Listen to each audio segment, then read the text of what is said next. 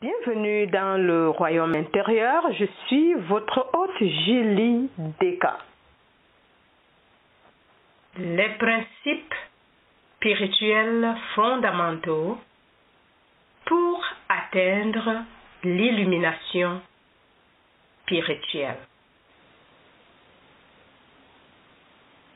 Souvenez-vous, la conscience spirituelle est votre conscience quand vous n'avez aucun mal à combattre, quand le mal a été impersonnalisé et inhalé.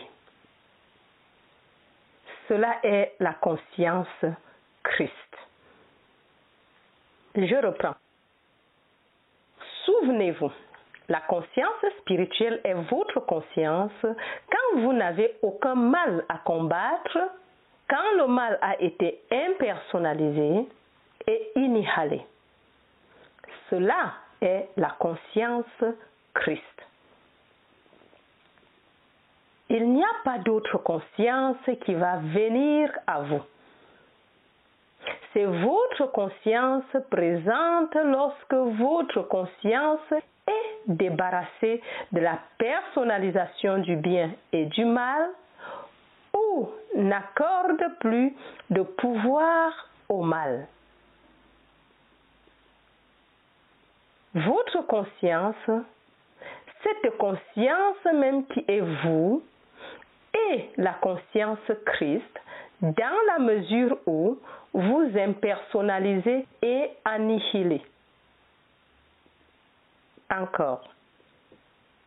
Votre conscience, cette conscience même qui est vous, est la conscience Christ dans la mesure où vous impersonnalisez et annihilez. Par conséquent, il n'y a pas de nouvelle conscience à gagner, il n'y a pas d'autre conscience après laquelle courir. La conscience que nous avons maintenant est simplement purifiée et c'est dans cet état purifié qu'elle est la conscience Christ. Ok.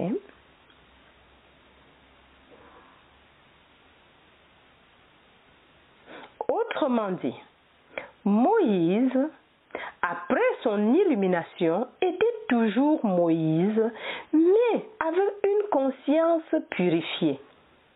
Jésus était toujours Jésus, mais avec une conscience purifiée, ou conscience Christ.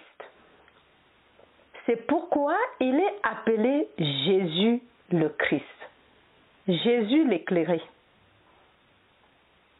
Il est toujours le même Jésus, mais maintenant l'éclairé. L'illumination veut dire une seule chose, la reconnaissance de ses principes. C'est ce qui constitue l'illumination. Les expériences intérieures que nous avons, les expériences intérieures qui viennent à nous et les instructions qui nous viennent, la sagesse, les directives viennent seulement aux périodes où nous vivons dans cette conscience qui ne condamne pas, qui impersonnalise et elles ne peuvent pas nous venir à une quelconque autre époque.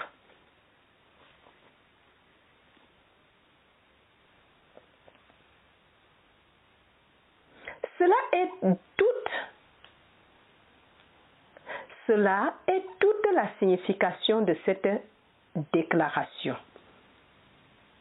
Quand vous allez à l'hôtel, etc. Ainsi, si vous espérez ramener quelqu'un à la santé par la prière, n'essayez pas si vous croyez qu'il y a des maladies. Tant que vous ne parvenez pas à la réalisation que Dieu constitue son être et que cette condition est l'esprit mortel impersonnel, personnel, vous n'avez aucune capacité de guérir et vos prières n'iront pas plus loin que votre propre mental.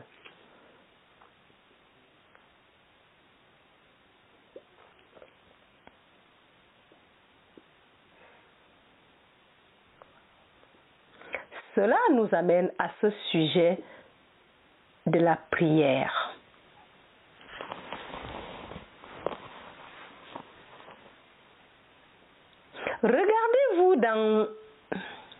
Regardez-vous quand vous croyez que vous priez ou que vous êtes en prière. Regardez-vous comme si vous vous teniez en arrière de vous-même. Et remarquez si vous attendez quelque chose de Dieu, si vous essayez d'influencer Dieu, si vous espérez que la loi va être écartée. Remarquez si oui ou non, dans votre prière, vous croyez vraiment que Dieu retient quelque chose qui, après cette prière, sera accordé. Observez-vous prier de façon à ne pas du tout tendre la main vers Dieu. Reposez-vous simplement dans la réalisation de cette communion intérieure. Veuillez à ce que votre prière soit une réalisation de la présence de Dieu ou même si nécessaire, la déclaration ou la pensée de la présence de Dieu ou l'affirmation de cette présence. D'une façon ou d'une autre, que votre prière soit la réalisation que moi et mon Père, nous sommes un. Que le Seigneur est mon berger. Que votre prière demeure toujours à ce niveau, où elle n'est pas dans l'attente de quelque chose. Vous découvrirez alors que la prière, dans son sens le plus élevé, est sans mot ni pensée. Aucun mot n'est utilisé dans la prière. Aucune pensée n'est utilisée dans la prière. Elle est simplement une communion intérieure qui devient une unicité, une union avec Dieu, un repos en Dieu. Wow! Encore, aucun mot n'est utilisé dans la prière. Aucune pensée n'est utilisée dans la prière. Elle est simplement une communion intérieure qui devient une unicité, une union avec Dieu, un repos en Dieu. Alors, vous êtes également une transparence claire à travers laquelle la grâce de Dieu touche la conscience de ceux qui se tournent vers vous. C'est exactement comme si cette pièce était remplie de Dieu et que personne n'en était conscient, que les gens étaient dans l'obscurité, dans le péché, la maladie ou le manque, comme s'il n'y avait pas de Dieu dans cette pièce. Puis, un individu réalise: Dieu est, je suis. Dieu est plus proche de moi que le souffle, plus près que mes mains et mes pieds. Moi et le Père, nous sommes un. Tout ce qu'a le Père est à moi. Le Seigneur est mon berger, ici et maintenant. Alors, cet individu peut se détendre, être tranquille, être une transparence. Alors, la présence et puissance de Dieu peut pénétrer la conscience de ceux qui sont dans l'obscurité.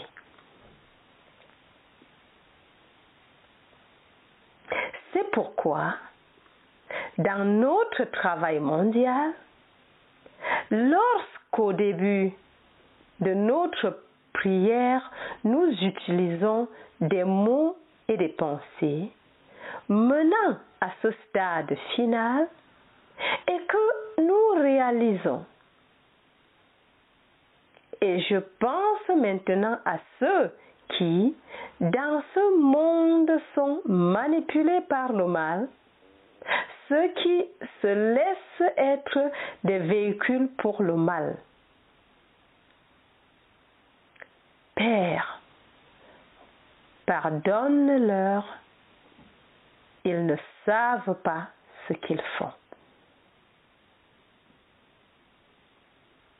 Ne les maintenons pas sous la condamnation, mais demandons, ouvre leur conscience à cette lumière, afin qu'ils soient libérés de cette tentation, de cette hypnose, ou de quoi que ce soit qui les attache au sens personnel. Wow!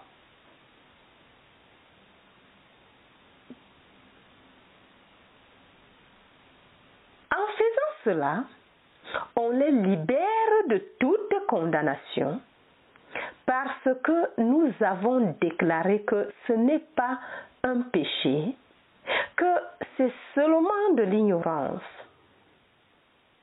Ce n'est pas de l'obscurité, mais une absence de lumière.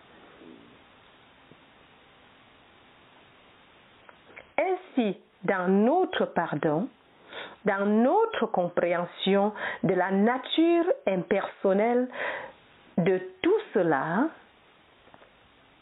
nous sommes une transparence à travers laquelle cette présence transcendantale peut fonctionner dans la conscience de ce monde. Et vous ne savez jamais où elle touche et qui elle touche.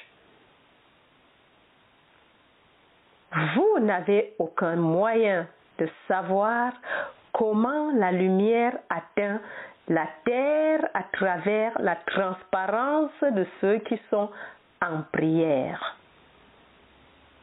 Waouh! Vous n'avez aucune idée de la façon dont elle influence la justice, comment elle change les décisions. Vous n'avez aucune idée de combien elle peut aller loin. C'est pourquoi certains qui ont atteint la lumière se retirent de ce monde afin, comme ils le diraient, de vivre une vie de prière pour le monde, pas pour des individus, mais pour la destruction de la conscience humaine, de cette dualité. Waouh! En restant dans leur grotte ou leur petite maison, seuls quelque part, ils se permettent, en priant sans cesse, d'être une transparence à travers laquelle vient la lumière, et bien sûr, ils ont rarement le moyen de savoir qui est touché par cette lumière ou comment. Waouh!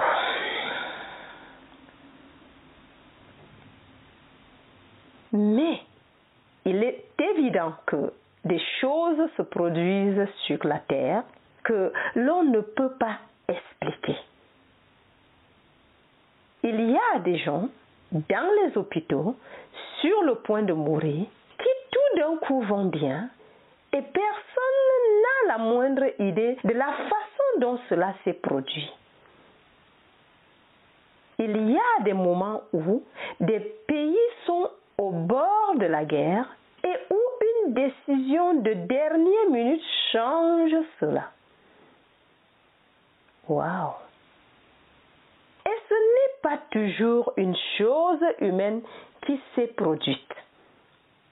Ce qui nous amène à ceci. Nous sommes aidés par ceux qui ont disparu de notre vue. Vous ne devez jamais croire qu'il y a un pas rétrograde de la conscience spirituelle développée. Si un individu atteint la conscience spirituelle sur la terre, il est une bénédiction pour tous ceux qui se mettent dans l'orbite de sa conscience, même pour certains qui ne sont pas conscients de ce qui se passe. Merci Joël. Mais quand cet individu quitte ce plan de conscience, ce plan de vie que nous appelons le plan humain, rien n'arrive à sa conscience spirituelle développée. Elle se perpétue telle qu'elle. Vous ne pouvez pas la mettre dans une tombe. Amen. En fait, vous avez déjà appris. Ceux d'entre vous qui ont pratiqué la méditation, que je ne peux être mis dans une tombe. Si vous n'avez jamais médité avec le je, vous savez que je ne suis jamais né et que je ne mourrai jamais.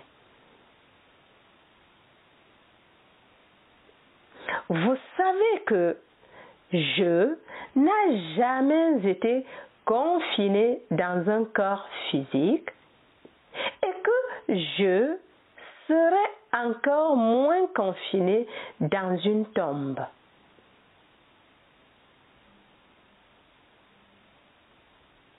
Moi et mon Père, nous sommes un. Par conséquent, nous ne sommes jamais limités au temps, à l'espace ou au lieu. Moi et mon Père, nous sommes un. Et cette unicité est immortelle. Je continue donc à tout jamais, éternellement. Et ce je que je suis est l'état de conscience que je suis.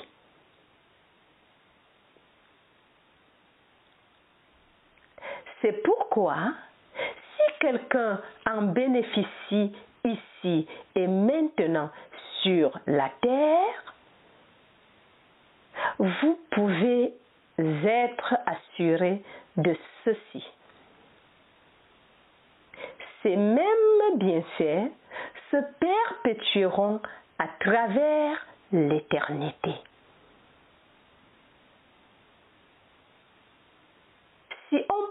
fait croire que Jésus-Christ a été la grande lumière qu'il était, que ces 3 années dans le ministère ont pu produire l'effet qu'il a eu sur le monde pendant 20 siècles, et qu'il est mort sur cette croix ou dans cette tombe, vous n'avez pas réfléchi assez profondément. Ce niveau de conscience que nous connaissons en tant que le Christ Jésus ne pourrait jamais cesser. Ou bien, il y aurait quelque chose d'erroné en Dieu. Si une telle lumière pouvait cesser d'être,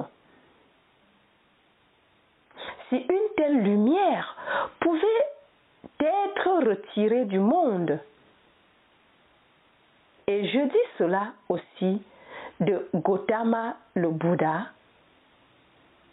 si son état d'élévation pouvait être tué ou sa conscience anéantie, il n'y aurait pas de justice dans le royaume divin. Oh non! Wow!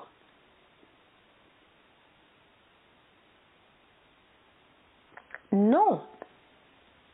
Cet état de développement ou tout état qui y mène est perpétuel, éternel et est à tout jamais une transparence à travers laquelle Dieu atteint cette terre, et c'est ce qui explique l'individu sur la terre qui atteint la lumière spirituelle. Amen. Pensez simplement à cet homme, un cordonnier qui n'a pas eu d'enseignement religieux ou de pensée au-delà d'une religion théologique très obscure, c'est-à-dire l'ignorance spirituelle personnifiée. Pensez à cet homme recevant en une seconde une telle lumière qu'en 2 ans, il fut connu de la Suisse à l'Angleterre comme le plus grand instructeur spirituel sur la terre et devint l'instructeur de plusieurs générations de mystiques. Jusqu'à ce jour, les écrits qu'il a laissés derrière lui sont lus par tant de centaines de milliers de gens dans le monde que de nouvelles éditions sont sans cesse publiées en Angleterre et aux États-Unis. Wow! Cet homme, vous l'avez connu, est l'Allemand Jacob Böhme. Il n'y a pas un enseignement religieux au monde qui ne le connaisse pas, ne le reconnaisse pas et ne l'honore pas. Vous savez que ça n'aurait pas pu être un accident. Vous savez que ça n'aurait pas pu être quoi que ce soit d'autre que la conscience illuminée de quelqu'un qui l'a touché. Wow! Il se peut que ce ne soit pas un de ceux qui ont disparu. Cela a pu être quelqu'un sur terre, mais ce n'est pas nécessaire que ce soit quelqu'un sur la terre, car Jean nous a dit, en 98 de notre ère, que l'évangile de Jean lui était donné par Jésus-Christ. Or, Jésus-Christ avait disparu de la terre 60 ou 70 ans auparavant, mais Jean déclare qu'il l'a reçu personnellement de Jésus. Wow!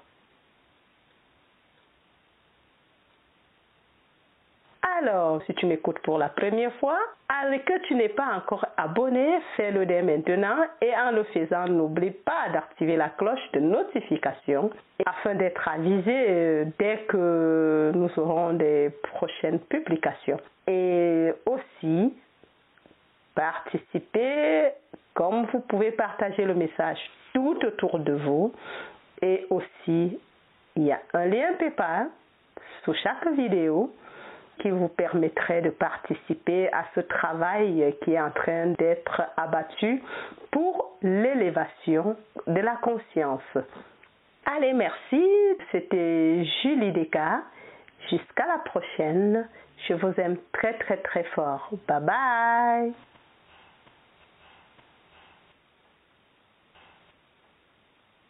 Alors, si tu m'écoutes pour la première fois, et que tu n'es pas encore abonné, fais-le dès maintenant et en le faisant, n'oublie pas d'activer la cloche de notification afin d'être avisé dès que nous aurons des prochaines publications. Et aussi, participer, comme vous pouvez partager le message tout autour de vous.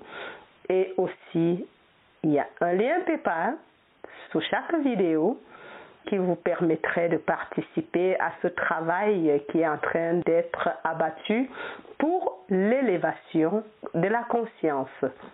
Allez, merci. C'était Julie Descartes. Jusqu'à la prochaine. Je vous aime très très très fort. Bye bye.